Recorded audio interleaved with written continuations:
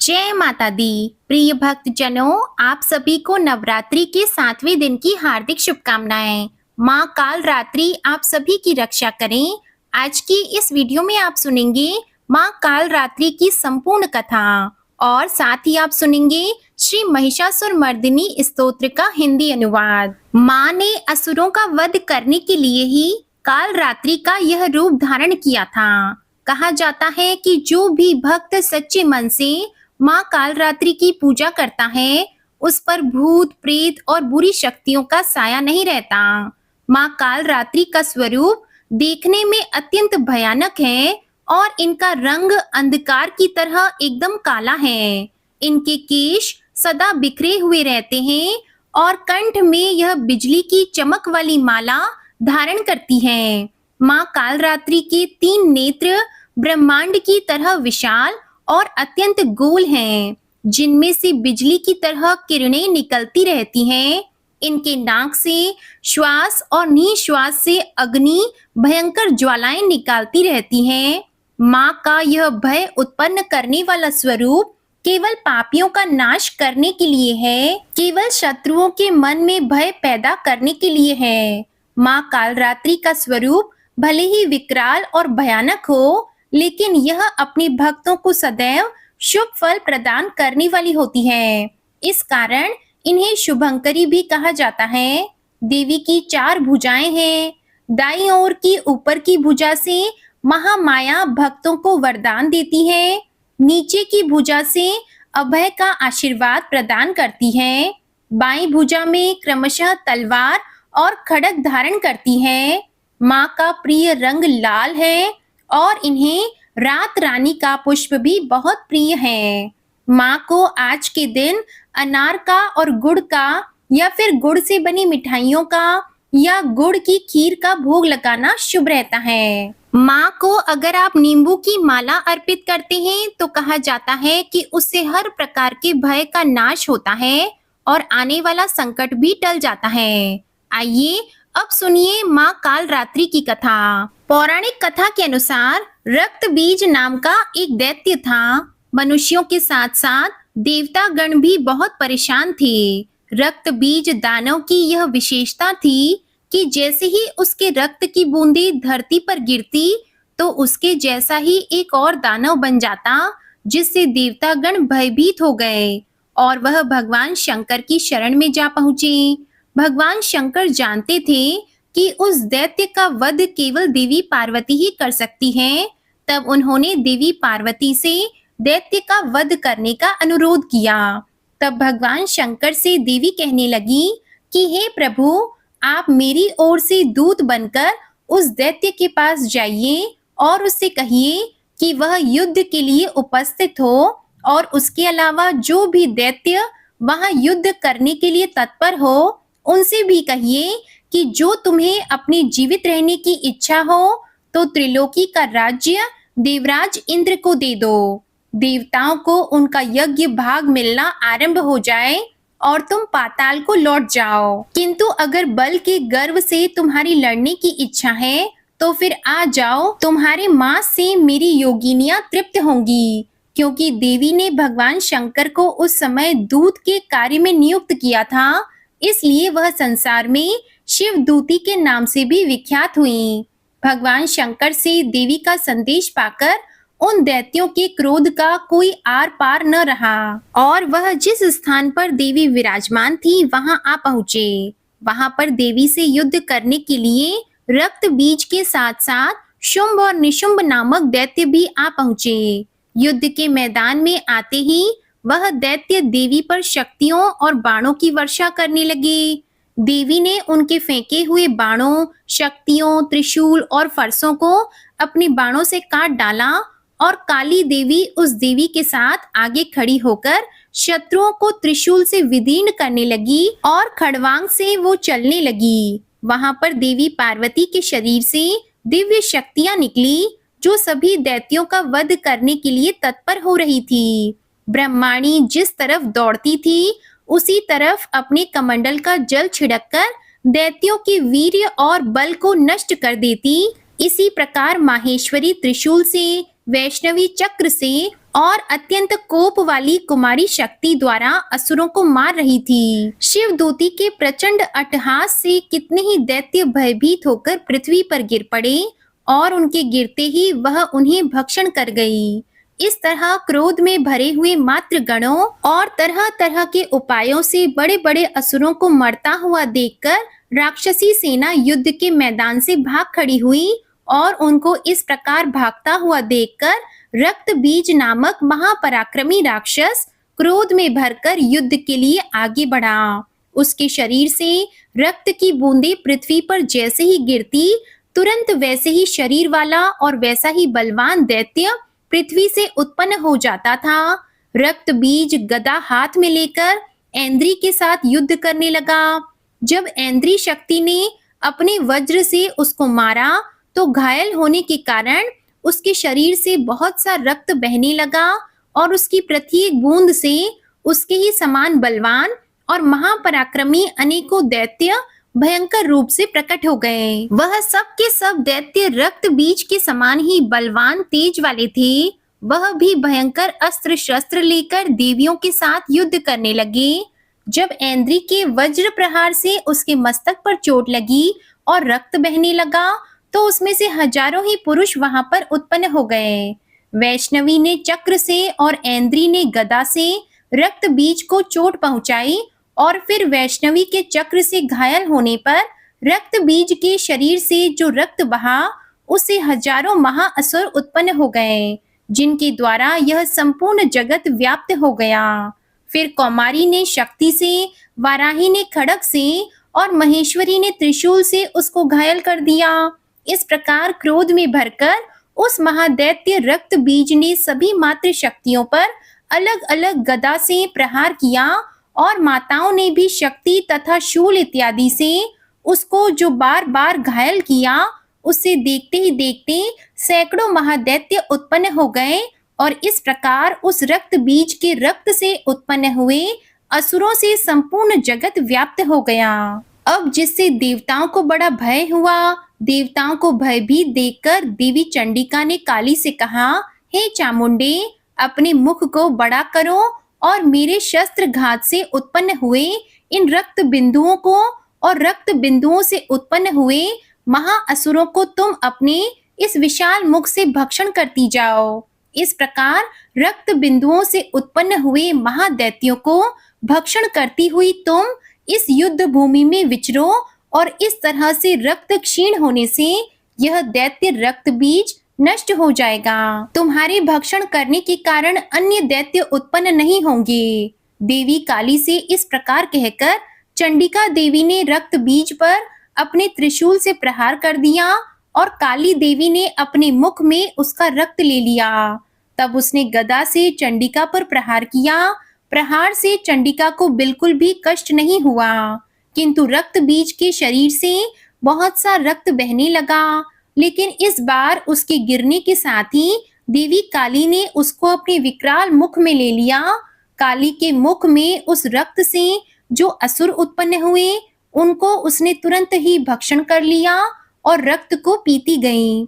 फिर देवी ने रक्त बीज को, जिसका की रक्त देवी काली ने पिया था, चंडिका ने उस दैत्य को वज्र, बाण और खड्ग इत्यादि से मार डाला। हे राजन, अनेक प्रकार के शस्त्रों से मारा हुआ और खून से वंचित वह महादैत्य रक्त बीज पृथ्वी पर गिर पड़ा। हे राजन, उसके गिरने से देवतागण अत्यंत प्रसन्न हुए और माताएं उन असुरों का रक्त पीने के पश्चात उद्यत होकर नृत्य करने लगी। इस प्रकार देवी काली ने रक्त बीज नाम के राक्षस का वध कर दिया। प्रेम से बोलिए माँ कालरात्रि की जय। अब जानिए माँ कालरात्रि के पूजन का मंत्र। ओम देवी कालरात्रे नमः। प्रार्थना मंत्र है, एक वेणी जपा कर्ण पूरा नग्ना खरा स्थिता लंबोष्ठी कणिका कर्णी तैलाभ्यक्त शरीरिणी वाम पादोल सल्लोह लता कंटक भूषणा वर्धधन मूर्ध ध्वजा कृष्णा कालरात्रि भयंकरी। माँ कालरात्रि का स्तुति मंत्र है, या देवी सर्वभूतेषु माँ कालरात्रि रूपेण संस्थिता नमस्तस्यै नमस्तस्यै नमस्तस्यै नमो नमः।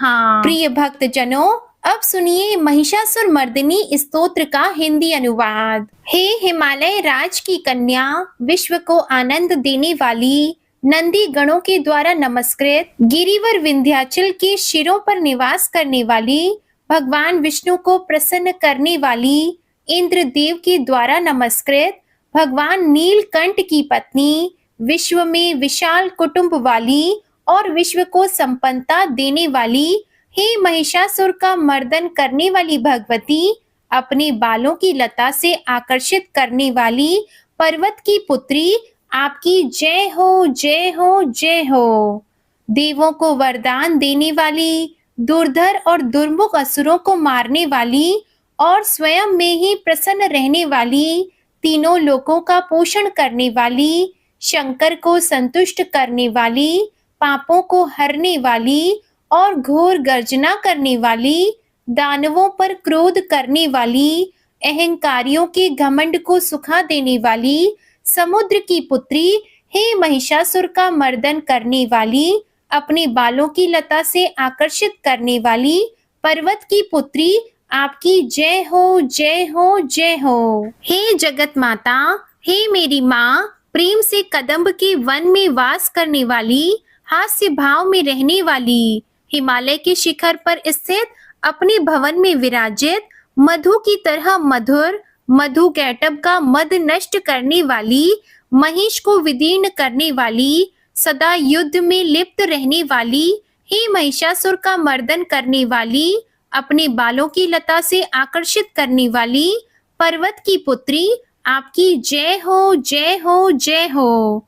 शत्रुओं के हाथियों की सूंड काटने वाली और उनके 100 टुकड़े करने वाली, जिनका सिंह शत्रुओं के हाथियों के सर अलग अलग टुकड़े कर देता है, अपनी भुजाओं के अस्त्रों से चंड और मुंड के शीश काटने वाली, हे महिषासुर का मर्दन करने वाली, अपने बालों की लता से आकर्षित करने वाली, पर्वत की पुत्री, आपकी जय हो जय हो जय हो।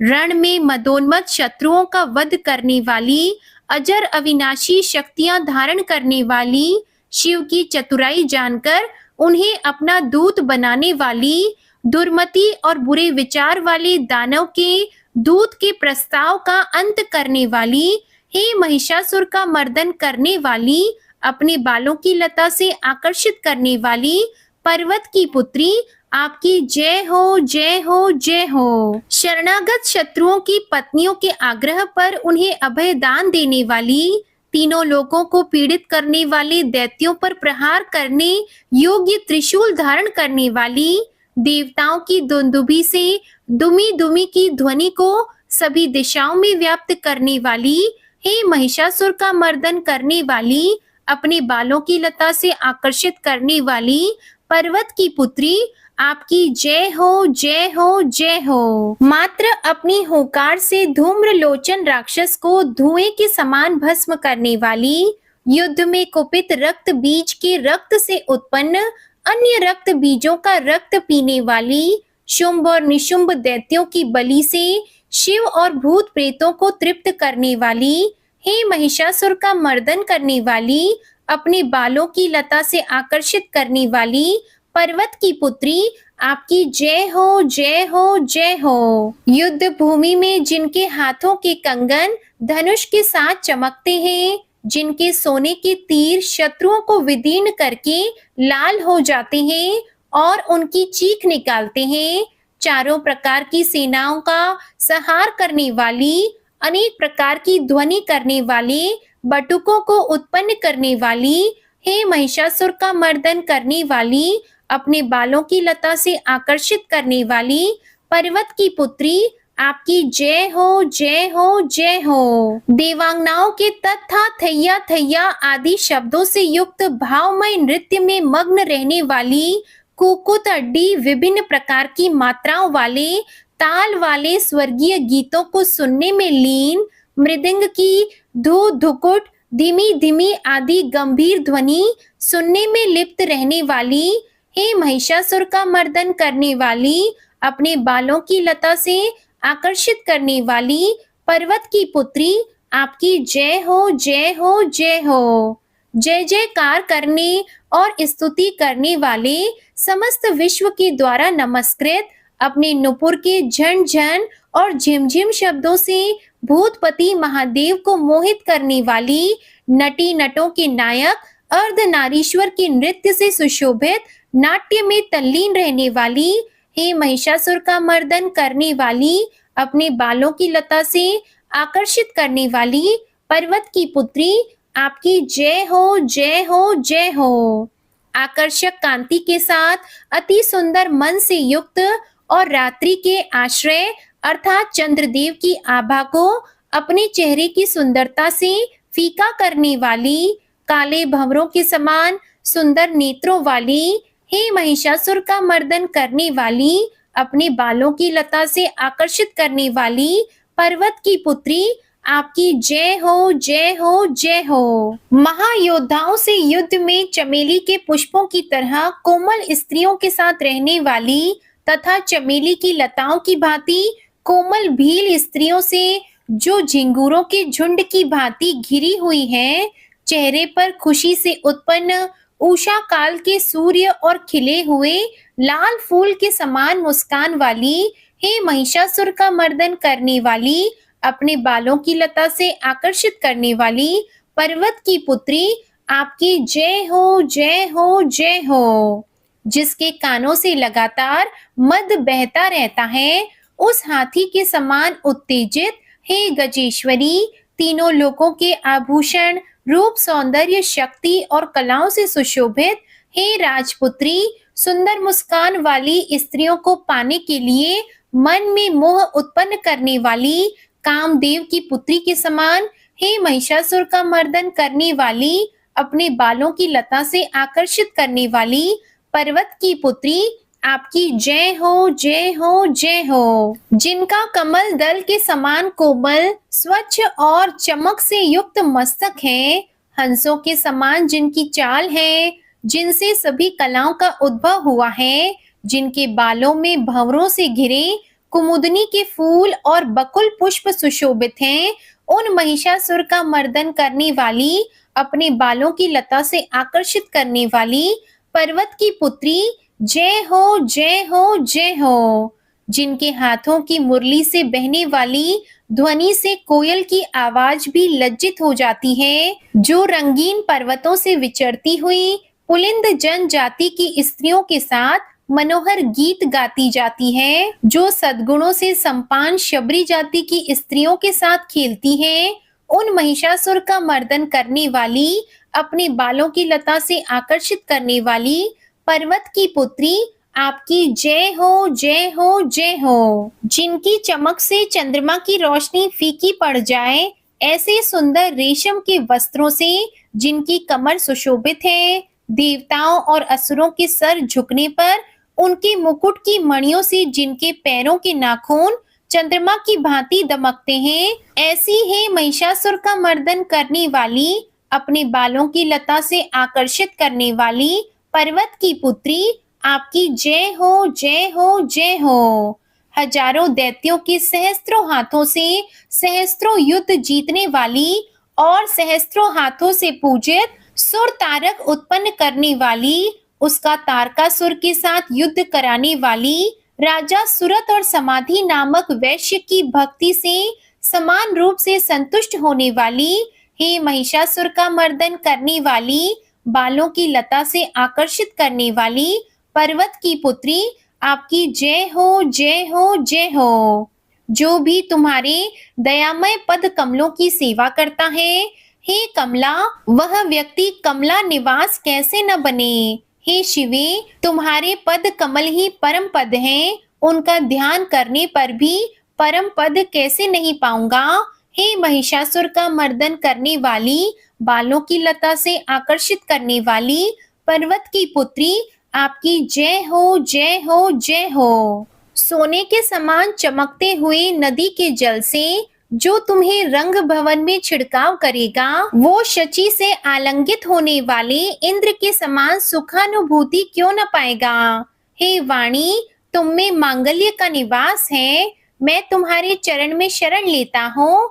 हे महिषासुर का मर्दन करने वाली, बालों की लता से आकर्षित करने वाली पर्वत की पुत्री, आपकी जय हो, जय हो, जय हो। तुम्हारा निर्मल चंद्र समान मुख चंद्रमा का निवास है, जो सभी अशुद्धियों को दूर कर देता है। नहीं तो क्यों मेरा मन इंद्रपुरी की सुंदर स्त्रियों से विमुख हो गया है। मेरे मत के अनुसार तुम्हारी कृपा के बिना शिव नाम के धन की प्राप्ति कैसे संभव हो सकती है। हे महिषासुर का मर्दन करने वाली, बालों की लता से आकर्षित करने वाली पर्वत की पुत्री, आपकी जय हो, जय हो, जय हो। हे दीनों पर दया करने वाली उमा, मुझ पर भी दया कर ही दो। हे जगत जननी, जैसे तुम दया की वर्षा करती हो, वैसे ही तीरों की वर्षा भी करती हो। इसलिए इस समय जैसा तुम्हें उचित लगे वैसा करो, मेरे पाप और ताप दूर करो। हे महिषासुर का मर्दन करने वाली, बालों की लता से आकर्षित करने वाली पर्वत की पुत्री, आपकी जय हो, जय हो, जय हो। श्री महिषासुर मर्दिनी स्तोत्र संपूर्ण हुआ। जय माता दी। प्रिय भक्तजनों, आशा करती हूँ आज की कथा और ये स्तोत्र आपको पसंद आया होगा। वीडियो अच्छी लगे तो इसे लाइक करके चैनल को जरूर सब्सक्राइब कीजिएगा और हमारे चैनल पर नवरात्रि की अन्य कथाएं भी जरूर सुनिएगा। जय माता दी।